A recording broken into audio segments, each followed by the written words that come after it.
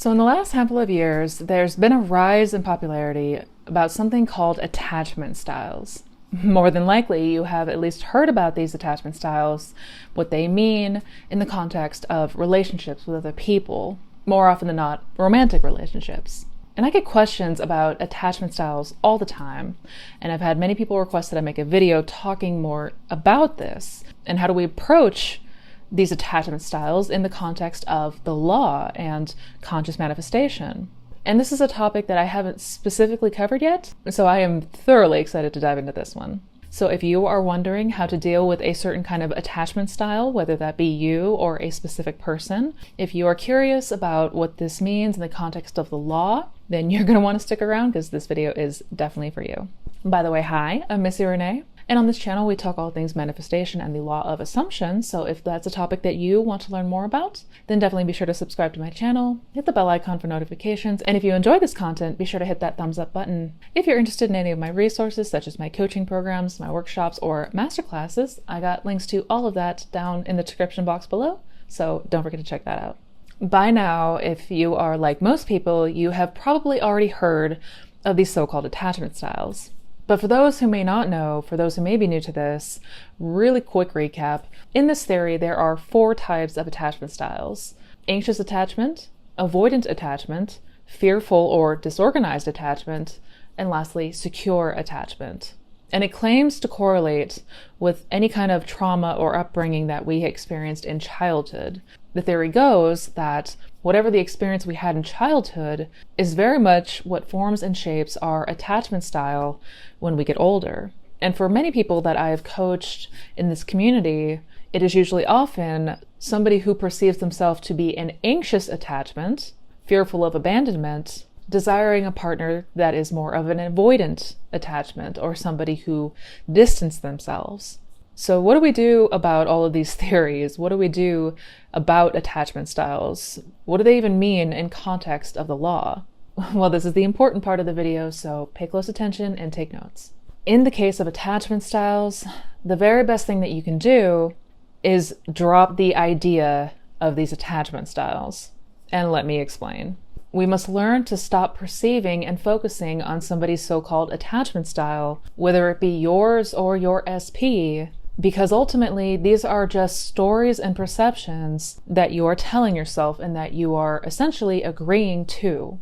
Honestly, we need to reject the idea of attachment styles entirely. Even if you perceive it to be true, even if it resonates for you, even if you do identify as an anxious attachment and you perceive your SP as an avoidant attachment or fearful attachment, these are all, at the end of the day, just conceptions that we are playing into.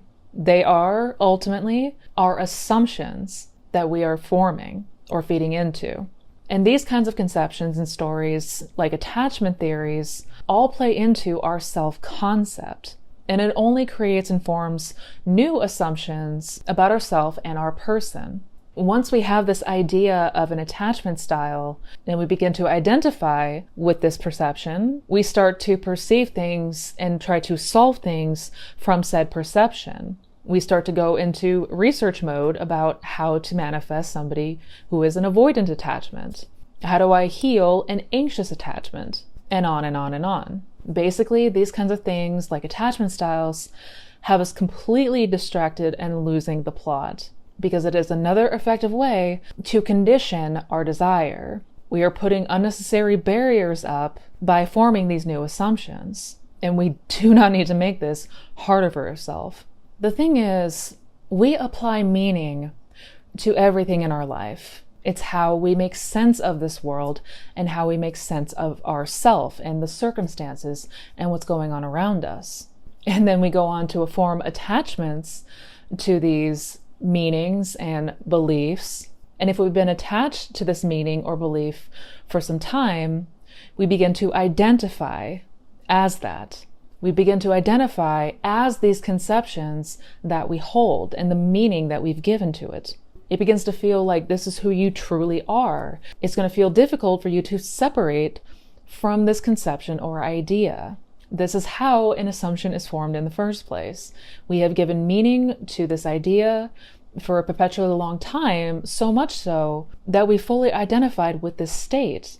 and believe that we are this state, which leads to us having a crapload of resistance to the idea of changing that assumption. When we try to give meaning to something new, it feels very difficult for us to do so. So when we go applying new labels to ourselves, such as anxious attachment or disorganized attachment, that is just more red tape that we need to try to cut through. And again, we do not need to make this harder for ourselves. Everything that is outpictured in your physical world stems from your conception of self. It is all the self-concept at the end of the day. And our self-concept is all of these beliefs and assumptions, these ideas that we've created and have given meaning to. And if we are playing into these ideas, such as my SP is avoidant and he always runs from me and he's always pulling away and he's always hot and cold, shows that there's ultimately a conception that you have of your SP. And because you have this assumption, because you have this perception of them, they are going to continue to reflect that to you. And the more that we see these things reflected, the more conditioned to this belief we become. This is how we end up in feedback loops. This is why it seems like there are patterns that feel unbreakable. What we have to remember and come back to is that it is all our conceptions of self pushed out. And by self-concept, that also means how you are viewing other people, the beliefs and assumptions that you have of others around you, including your person. If you assume that your person is an avoidant, then they're going to continue to show up that way. It really is that simple. Hey, what's up, you guys? Missy from the future here. And I wanted to share a story, a personal story, to give you guys an example of the point I'm really trying to drive home there. When it comes to these attachment styles, when it comes to our conception of this person, and just how much things can radically change when we change. So many of you on this channel have probably already seen my SP success story and all about the saga that was my journey with my person. And it was quite the journey. Needless to say, I was somebody who at the time was very, very insecure and very fearful. I had not had great relationship examples, be it in childhood, looking to my parents, or people that I dated before him. So naturally, this left me feeling very anxious. I felt like I constantly needed reassurance. And after a while, of course, that gets very taxing. And like most people would, he started to pull away. And this was a very common pattern and a common reoccurrence leading up to us breaking up. And we were separated for quite some time, about 3 years in total. And towards the end of that period, on my SP journey, the most important thing that I did was to really take the time and attention to get myself into a better place. I needed to get myself to a place where I felt I could actually be and identify as the most healthy version of myself. Because what I had experienced and the conception of myself that I had was not healthy, and it was not compatible for a long-term committed loving relationship. I had so many fears and traumas, and it caused me to act desperate. It caused me to constantly question him, question his motives. It made me a very jealous person. It was not at all somebody who could actually embody the state of a loving, committing relationship. So the best thing that I did was really put the focus on changing myself, on revising instances of the past, these stories and experiences that I had, and really put myself in the shoes of the version of Missy Renee who was confident, who was secure, who was trusting. And when he finally did come back, I felt like a whole new person, and that's because I was a whole new person.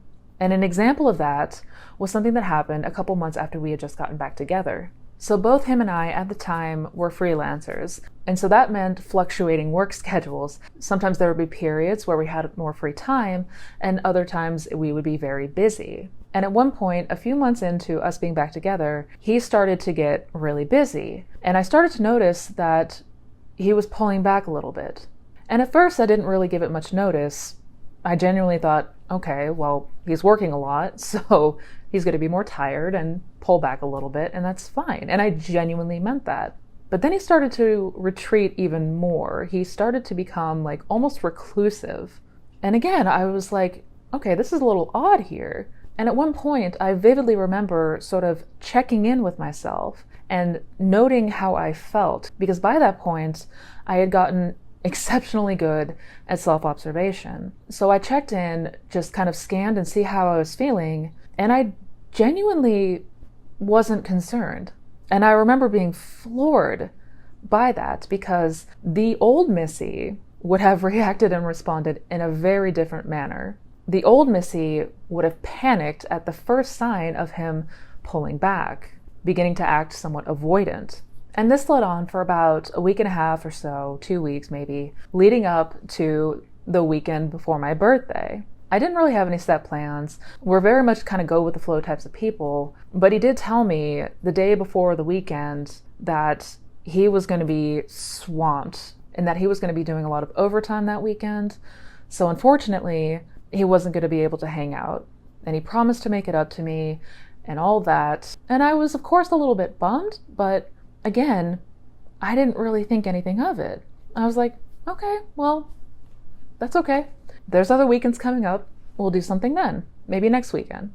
And again, I was almost shocked with how I was reacting, because genuinely, I would have spiraled out of control if he had told me before that he couldn't come out for my birthday. So Friday came along and he was at work. He was going to be there all day, possibly well into the next day. And I was talking to my best friend, and we had made plans to just go out, grab some dinner and a couple drinks. Something kind of low-key, no big deal. She was the one who actually initiated it.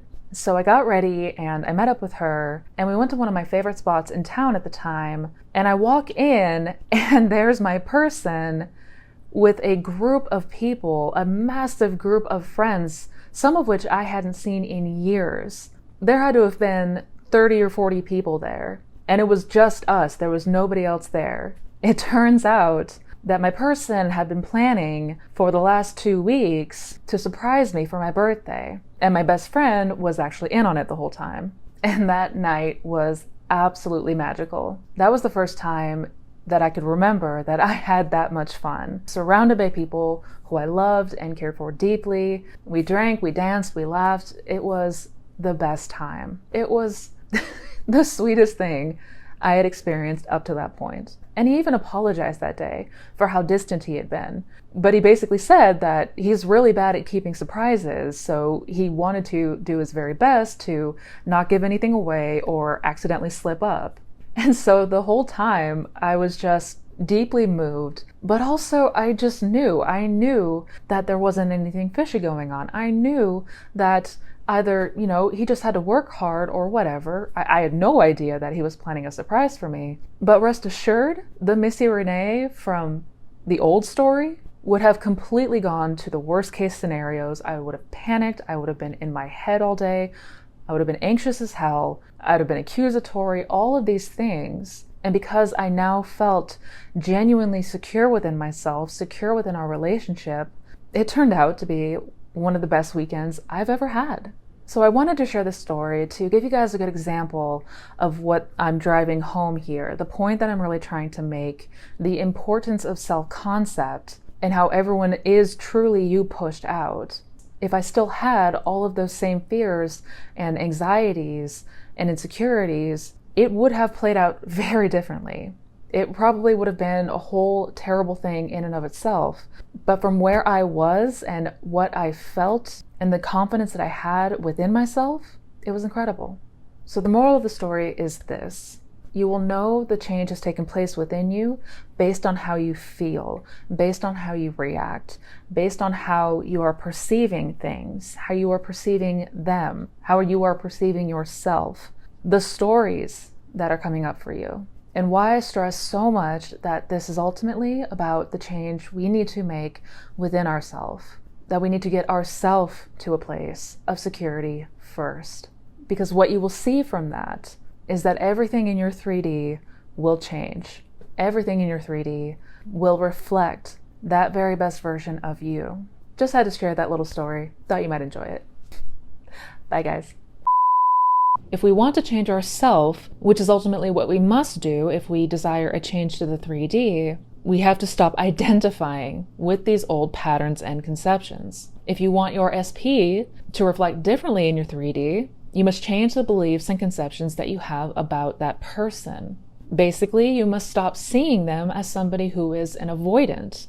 You must imagine and go within and experience the version of your SP who is deeply committed to you, who is madly in love with you, who cares deeply about you. We need to identify with that concept, not the idea that this person has an attachment style that is incompatible with my attachment style. I'm using a lot of air quotes in this video because this idea of attachment style is just another way that we get ourselves stuck in an illusion. We get ourselves stuck in this idea that there's something wrong with us that we need to fix before we can manifest our SP. Essentially, these attachment styles are ways that we continue to condition what we desire. It becomes another task that we need to fix in order to finally manifest what we want. Sadly, there's a lot of popular dating advice out there and dating psychology that is very limiting and very distracting. I know it can feel very difficult because we identify so much with these so-called attachment styles, but this is something that we have to break.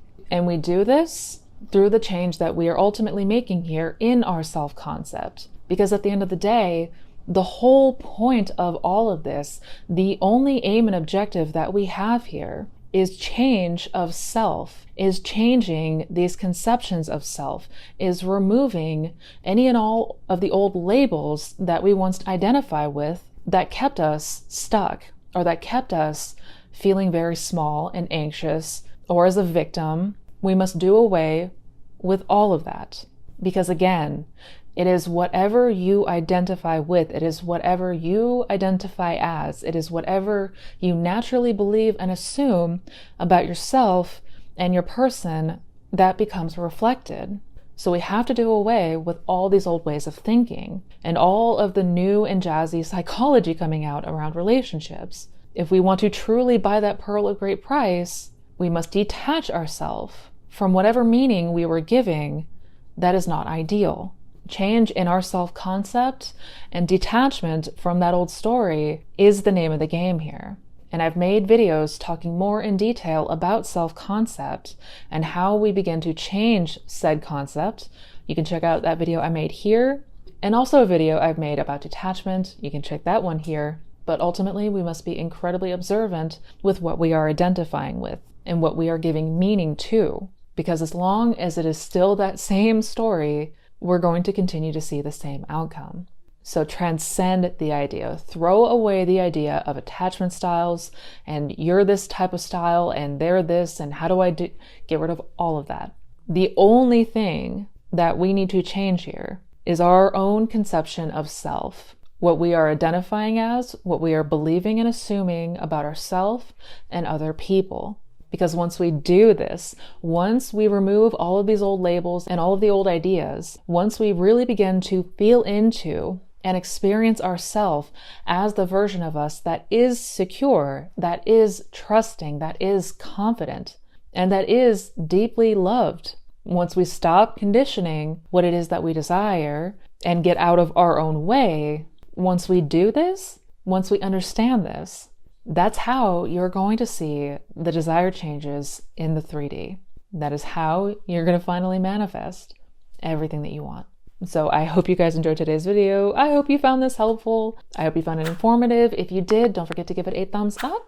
And if you are interested in checking out any of my other resources, I have links down below to my coaching programs, my workshops and masterclasses, my blog, my podcast, my social channels. Got a ton of great resources down in that description box, so don't forget to check those out.